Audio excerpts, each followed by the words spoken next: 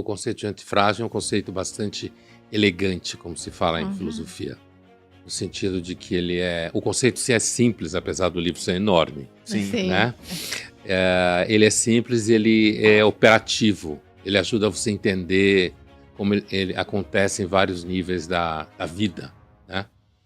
Eu gosto muito desse conceito. Agora, ele criou... A palavra pegou bastante numa certa época. Hoje, é claro, o livro não é mais o livro que estava, digamos assim, sob a luz da ribalta naquele momento. Né? Eu acho não, o conceito de antifrágil é uma qualidade quase física, como ele tenta dizer, em relação aos materiais, né? Em que você nem é aquele que tenta ser indobrável, que tenta ser o robusto, como ele usa às vezes no livro a expressão, o super forte, nem você é o frágil que se desmancha diante de todos os problemas. Inclusive o Taleb ele usa a ideia do Pascal, que é um filósofo do século XVII. O Pascal fala que nós somos um junco pensante, né? E quando ele está elaborando e desenvolvendo a ideia, ele fala que a gente, tal como um junco, a gente se dobra ao vento. O vento dobra a gente. De certa forma, a gente está submetido ao vento, mas a gente não quebra. E isso é bem a ideia do antifrágil. Né? Inclusive, quando o Taleb imagina uma educação para a antifragilidade, que eu não acho que é tão fácil assim, porque eu acho que não é fácil nada quando se fala de educação. Né? Inclusive, quando se fala de virtude, porque o Taleb apresenta a antifragilidade como uma virtude. Sim. Né?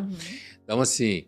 A ideia de que você se dobra, mas não quebra, sobrevive, e ao mesmo tempo essa condição faz com que você pense de uma forma específica, quer dizer, alguém que pratica a virtude da antifragilidade pensa diferente, além de todas as outras funções, de quem pratica a ideia de que é super forte, que nunca quebra, ou do outro lado, alguém que se acha vítima de tudo, que é muito frágil, não resiste à pressão, né?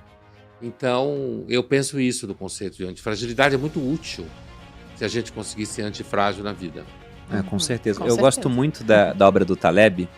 Eu não li a obra toda, faltou um livro que é de mercado. Ele fala sobre opções, né? Porque a ideia dele, e não deu muito certo no mercado, diga-se de passagem. O livro? A ideia dele sobre como explorar esse conceito de... Não só de antifragilidade, mas de cisne negro, que é uma outra ideia que ele tem muito forte, né? É um livro, inclusive. Foi o primeiro livro dele que eu li. Eu conheço a lógica do cisne negro. E aí tem um comentário que o Felipe Miranda da Empíricos, que também é um cara que gosta bastante de Taleb, fez uma vez que eu achei muito bom. Ele falou, cara, as ideias do Taleb são tão boas que se dessem dinheiro seria sacanagem. Porque ele tinha um fundo onde a ideia dele, olha, vamos ficar apostando em eventos raros, porque vai demorar para acontecer, mas a gente gasta um pouquinho nas apostas, comprando opções que podem multiplicar muitas vezes dinheiro quando algo der errado, e vamos gastando um pouquinho, até uma hora que algo der errado e você explode e ganhar dinheiro. Só que é uma estratégia tremendamente dolorosa, ficar perdendo durante um tempão até que aconteça um evento raro, né? E o gráfico do fundo não era muito interessante. Né? Ia perdendo, dava um pico, aí perdia mais. Mas as ideias dele são muito boas. Parece, isso que você descreveu aí, parece a tática que o Muhammad Ali usou contra o Joe Frazier, a grande luta, sei lá, eu devia ter talvez 13 anos, alguma coisa assim. Essa a gente pode falar que é uma luta do século mesmo, né? Porque a cada 2 anos tem a luta do século, que normalmente fala não é do século, luta do século que dura 5 minutos. Sim. A do Popó com o Bambam falando que é a luta do século. Essa daí eu nem sei qual é, pra você ver como é do século. Mas assim, essa luta do Cassius Clay, né, que se converte ao Islã e passa a se chamar Muhammad Ali, e o Joe Frazier, que é o Cassius Clay, ele apanha a luta inteira, né? Ele só se defende, só desvia. E o Frazier bate nele o tempo inteiro. Até que, evidentemente, chega uma hora e o Frazier está cansado de tanto bater nele. E aí ele dá uma porrada no Frazier, derruba. E ele cai. E ganhou a luta, né? A tal luta do século, Muhammad Ali. Bom, e eu gosto muito quando o Taleb, ele, para explicar esse conceito de antifragilidade, ele parte daquilo que é conhecido para o desconhecido e dá exemplos mitológicos, já que ele fala... Eu lembro dele explicando uma vez com copos. Falou, olha, você sabe o que é frágil, né? Um copo de cristal você joga no chão, se parte 1 milhão de pedaços, aquilo é frágil, é óbvio. Ao contrário de frágil, geralmente o pessoal pensa num copo de plástico. Se eu jogo no chão, não acontece nada. Mas é como o Pondé falou, isso é só o meio do caminho. Esse copo ele é robusto, ele fica igual. O antifrágil seria um copo que melhora quando você joga no chão. Só que você não tem um objeto que tenha essa característica física.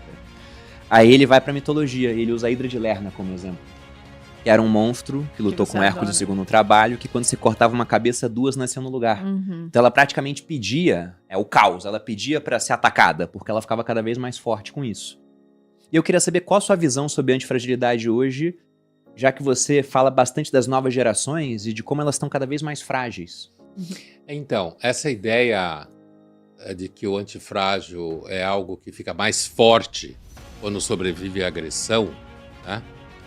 Que é uma ideia que o Nietzsche tem ela um pouco semelhante a essa ideia, que é quando algo tenta te matar e não consegue, deixa você mais forte. Né? Então, o material que não existe, que quanto mais você joga no chão, mais forte ele fica, né? Não existe. Mas, do ponto de vista do comportamento humano, é isso que o Taleb espera quando ele pensa na educação para a antifragilidade. Com relação aos jovens hoje, que você se refere, que é um tema que eu às vezes visito, mas que é um tema de largo debate hoje em dia, inclusive no cruzamento com o tema da saúde mental, né? E que provavelmente não vai melhorar nem um pouco, porque... Só vai piorar. Porque tem um sociólogo que viveu na virada do 19 para o 20, chamado Georg Simmel. Então ele fala lá em 1904 que a vida do espírito humano na cidade grande era uma vida que produzia um desequilíbrio entre o que a gente poderia chamar de eu interior, mais profundo, mais ligado à personalidade singular de cada um, e o eu superficial, que é mais ligado às relações externas, né? E ele diz que a vida na cidade grande, ela tende a exigir demais desse eu exterior, que, como o Simmel diz, é vocacionado à lógica monetária, em 1904, e por isso produz uma profunda alienação do eu interior, que é mais afeito a uma temporalidade lenta, a pouca competição. E daí ele fala que esse tipo de vida na cidade grande ele vai causar uma intensificação da vida nervosa. Eu estou citando ele ipsis literis. Intensificação da vida nervosa. Portanto, ele faz uma previsão sociológica, em 1904, que a vida nas grandes cidades e a vida moderna iria gerar um profundo distanciamento patológico do eu interior das pessoas, que teria mais a ver com sua singularidade, sua personalidade, e não lidar com o mundo objetivo do dinheiro e da competição e tal. Então eu fiz esse recuo porque para dizer que, apesar que hoje se acha que a causa disso é o celular, né?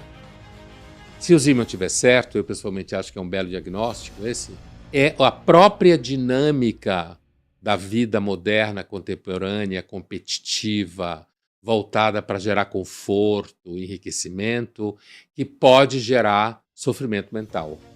E aí os jovens estão tomando isso na cara de todo jeito, porque o mundo hoje é muito mais competitivo, muito mais agressivo, muito mais violento, apesar do marketing mentir e dizer que não é. É que a gente resolveu muitos dos problemas principais de, por exemplo, segurança e alimentação, e aí sobrou tempo também. E aí eu acho que tem um pouco a ver da pessoa ficar proliferando, um pouco do tédio, da falta de propósito mais básico, digamos. Imediato.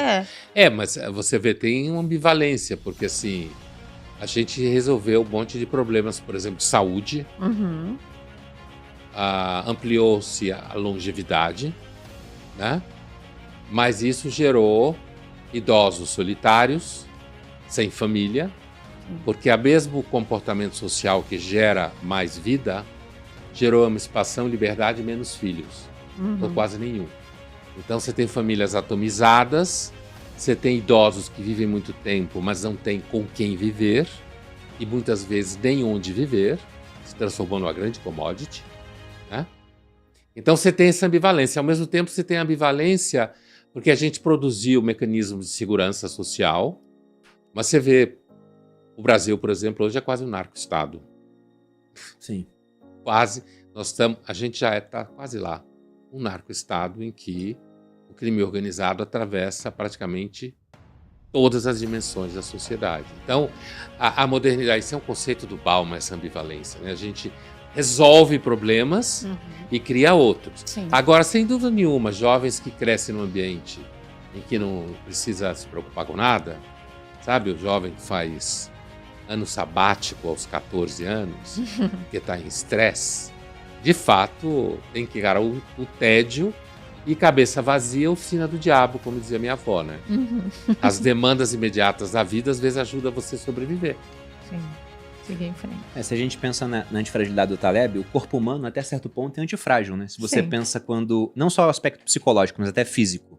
Uma pessoa vai pra academia, ela treina, ela inflama o corpo inteiro, fica dolorida, mas depois o corpo fica mais forte. Então, até um certo nível, você é antifrágil. Digo até um certo nível porque não adianta você ficar em frente à radiação pensando que vai virar o Homem-Aranha, não. Você vai pegar câncer e vai morrer, né? Então, há um limite pra isso. E psicologicamente é a mesma coisa.